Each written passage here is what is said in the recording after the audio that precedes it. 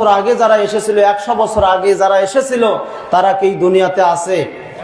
আজকে থেকে আমরা 70, 80, 100 বছর পরে কেউ থাকবো? এই যে ছোট বাচ্চা 100 বছর পরে সে থাকবে, চলে যাবে। তাহলে আসুন আমরা আগে মৌত সম্পর্কে জানি। মৌত কাকে বলা হয়? এই যে দুনিয়া থেকে যে চলে যেতে হবে, এক জায়গা থেকে আরেক জায়গায় যে আমাদের স্থানান্তরিত হয়ে চলে যাব, এটাকেই বলা হয় কি? মৌত। প্রত্যেক প্রাণীকে মৃত্যুর স্বাদ গ্রহণ করতে হবে বলেছেন আল্লাহ সুবহানাহু ওয়া তাআলা। আল্লাহ রাব্বুল আলামিন বলেন, কুল্লু নাফসিন যায়িকাতুল মাউত, কুল্লু নাফসিন যায়িকাতুল মাউত সুম্মা ইলাইনা তুরজাউন। আল্লাহ বলেন প্রত্যেক প্রাণীকে মৃত্যুর স্বাদ গ্রহণ করতে হবে এবং মৃত্যু বরণ করার পরে প্রত্যেককে আমাদের আল্লাহর দরবারে যেতে হবে। রেল স্টেশনে গেছেন পার্বতীপুরে, এবার ট্রেন অনেক লেট, খুব ভালো জায়গায় প্রথম শ্রেণীর বিশ্রামাগারে আপনি আছেন। এবার কেউ এসে জিজ্ঞেস করলো আপনাকে যে কই যাবেন ভাই? আপনি বলছেন না, যাব না, অনেক ভালো জায়গা পেয়েছি, এখানে একটু ঘুমাই, আরাম করি। কিন্তু উনি বলতেছে ভাই কই যাবেন? কেননা ইনি জানে যে এটা থাকার জায়গা নয়। হয়তো ইনি এখানে আছেন কিছু সময় ট্রেনের অপেক্ষায়, ট্রেন আসবে, এরপরে ইনি এখান থেকে ট্রেন ধরে চলে যাবেন। কথা বলেন ঠিক না বেঠিক? এই দুনিয়াতে আমরা এই প্ল্যাটফর্মে এসে অবস্থান করতেছি, অপেক্ষা করতেছি শুধু মৃত্যু নামক রেলগাড়ি। এই মৃত্যু নামক রেলগাড়ি আসলেই সেই রেলগাড়িতে আমরা কবরে চলে যাব। কথা বলেন ঠিক না বেঠিক? না জোর করে থাকবেন? জোর করে কেউ থাকতে পারবে? কেউ থাকতে পারবে না। আস্তে কথা বলি, হ্যাঁ। কেউ আমরা জোর করে এই দুনিয়াতে থাকতে চাইলেও দুনিয়া আমাদেরকে থাকতে দিবে না। আপনি যতই এই দুনিয়ার রং তামাশায়, দুনিয়ার মোহে পড়ে আপনি দুনিয়াকে ভুলে গিয়ে যতই আপনি দুনিয়াকে মজবুত করে আঁকড়ে ধরে থাকেন না কেন, কিন্তু যখন আপনার মৃত্যুর সময় আসবে, ঠিক এই দুনিয়া, এই মাটি আপনাকে নিক্ষেপ করে কবরে পৌঁছে দিবে। কথা বলেন ঠিক না বেঠিক? এই দুনিয়া থাকার জায়গা নয়। এই দুনিয়ায় কেউ ছিল না। আমাদের আদি পিতা হযরতে আদম আলাইহিস সালাতু ওয়াস সালাম এবং মা হাওয়া আলাইহিস সালাতু ওয়াস সালাম সর্বপ্রথম মানুষ ছিলেন।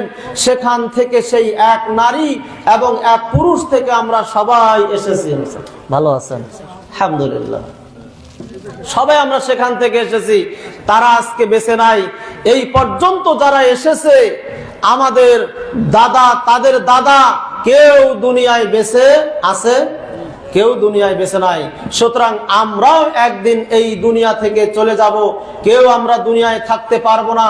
এই পৃথিবীতে একজন মানুষ যেনাকে সর্বশ্রেষ্ঠ মানুষ হিসাবে উল্লেখ করা হয়েছে, তার নাম কি বলেন তো? নবী, আমাদের নবী, বিশ্ব নবী মুহাম্মদুর রাসূলুল্লাহ সাল্লাল্লাহু আলাইহি ওয়াসাল্লাম, যার চারিত্রিক সার্টিফিকেট সম্পর্কে আল্লাহ বলেছেন ওয়া ইন্নাকা লা আলা খুলুকিন আযীম। যার চারিত্রিক সার্টিফিকেট স্বয়ং আল্লাহ কোরআনের মধ্যে দিয়ে দিয়েছেন। যেই নবী আমাদের নেতা হিসাবে শ্রেষ্ঠ ছিলেন, মানুষ হিসাবে শ্রেষ্ঠ ছিলেন, আপনার প্রতিনিধি হিসাবে শ্রেষ্ঠ ছিলেন, আপনার নাবী হিসাবে শ্রেষ্ঠ ছিলেন, রসুল হিসাবে শ্রেষ্ঠ ছিলেন। যেই নাবীর আগের পরের সব গুনাহ আল্লাহ মাফ করে দিয়েছেন, এমন মানুষও দুনিয়ায় টিকে থাকতে পারে নাই। এমন মানুষটাও দুনিয়া থেকে বিদায় নিয়েছেন। কথা বলেন ঠিক না বেঠিক? আল্লাহ রাব্বুল আলামিন তার নবীকে বলেন, ইন্নাকা মাইয়িত ওয়া ইন্নাহুম মাইয়িতুন। নবী হে, আপনিও মারা যাবেন, আপনিও এই দুনিয়াতে একদিন মারা যাবেন। এই দুনিয়াতে আপনি চিরদিন থাকবেন না এবং আপনার পরে যারা আসবে তারাও মারা যাবে, তারাও দুনিয়াতে থাকতে পারবে না। কথা কি বোঝা যায়? তারাও দুনিয়াতে থাকবে না। চলে যেতে হবে। আমাদের নবীও মারা গেছেন। আমাদের নবী বিশ্ব নবী মুহাম্মাদুর রাসূলুল্লাহ সাল্লাল্লাহু আলাইহি ওয়াসাল্লামের দরবারে জিবরাইল আলাইহিস সালাতু ওয়াস সালাম আসলেন। আল্লাহর নবীর দরবারে জিবরাইল আলাইহিস সালাতু ওয়াস সালাম এসে বললেন, ইয়া মুহাম্মদ ইশিতা, হে মুহাম্মদ দুনিয়াতে যতদিন ইচ্ছা আপনি বসবাস করুন। নবীদের জান কবজ করার পূর্বে আপনার আল্লাহর পক্ষ থেকে জিবরাইল মারফত আপনার তার কাছে অনুমতি নেওয়া হয়।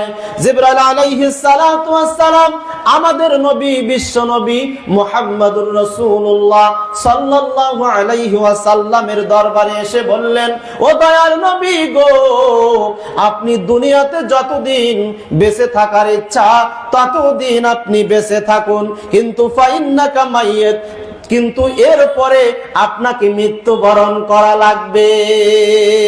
শেষে এসে বিশ্বনবী মুহাম্মাদুর রাসূলুল্লাহ সাল্লাল্লাহু আলাইহি ওয়াসাল্লাম বললেন, একদিন যেহেতু মৃত্যুবরণ করতে হবে, তাহলে আমি আর দুনিয়াতে থাকতে চাই না, তাহলে আমি আমার সর্বোচ্চ বন্ধু আল্লাহর সাথে মোলাকাত করতে চাই। যেদিন দয়ার নবীর মৃত্যু হবে সেই দিন আপনার তিনি সবাইকে ডেকে যে ওসিয়ত করেছিলেন, সর্বশেষ যে ওসিয়ত ছিল, আসসালাত আসসালাত আসসালাত ওয়া মা মালাকাত আইমানুকুম, আমার উম্মতেরা নামাজ নামাজ নামাজ ছেড়ে দিও না। আজকে সেই নবীর উম্মত হয়ে আমরা নামাজ পড়তে চাই না।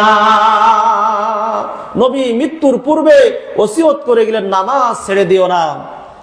এরপরে বিশ্বনবী মুহাম্মাদুর রাসূলুল্লাহ সাল্লাল্লাহু আলাইহি ওয়াসাল্লামের যখন মৃত্যু যন্ত্রণা শুরু হয়ে গেল, পাশে ছিল একটা পানির পাত্র, সেই পাত্রের মধ্যে হাত প্রবেশ করে আপনার সেই পানি দিয়ে চেহারাখানা মুছতেছেন আর বলতেছেন, লা ইলাহা ইল্লাল্লাহ ইন্না লিল মাউতি লাসাকারাত।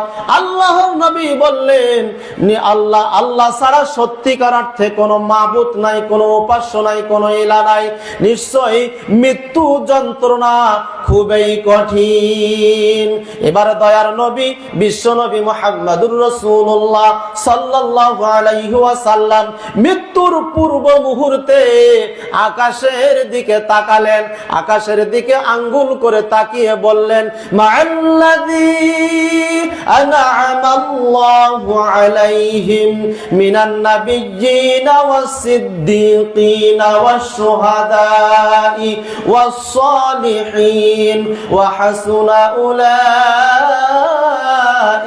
রাফীকা। আল্লাহুম্মা ইগফিরলি ওয়ারহামনি ওয়া আলহিকনি বির-রাফীকিল আ'লা। আল্লাহুম্মা রাফীকাল আ'লা। দয়ার নবী বিশ্ব নবী মুহাম্মাদুর রাসূলুল্লাহ সাল্লাল্লাহু আলাইহি ওয়াসাল্লাম ইন্তেকালের পূর্ব মুহূর্তে এই দোয়া পাঠ করে তিনি আপনার দুনিয়া থেকে বিদায় নিয়েছেন। সর্বশেষ যেই কথা, যেই দোয়া ছিল আল্লাহুম্মা রাফীকাল আ'লা, এটি তিনি 2 অথবা 3 বার পাঠ করেছেন। এর অর্থ হচ্ছে আমি আমার সর্বোচ্চ বন্ধুর সাথে মোলাকাত করব। সুবহানাল্লাহ, আল্লাহু আকবার। আমাদের নবীও মৃত্যুবরণ করেছেন। আমি সংক্ষিপ্ত আকারে, এখানে অনেক কথা আছে, এই দোয়াগুলোর অনুবাদও আছে, অনুবাদগুলো ভালো, অর্থগুলো ভালো, কিন্তু সময় যেহেতু সংকীর্ণ এজন্য আমি শর্টকাটে বলে যাচ্ছি। আমাদের নবী শ্রেষ্ঠ মানুষ হওয়ার পরেও মৃত্যু থেকে রেহাই পায় নাই, এজন্য আমরাও তার উম্মত মৃত্যু থেকে রেহাই পাবো না। আমরা আজকে ছুটাছুটি করতেছি, আমরা আজকে যেভাবে চলাফেরা করতেছি, উঠা বসা, মৃত্যুর কথা যেভাবে আমরা ভুলে গেছি।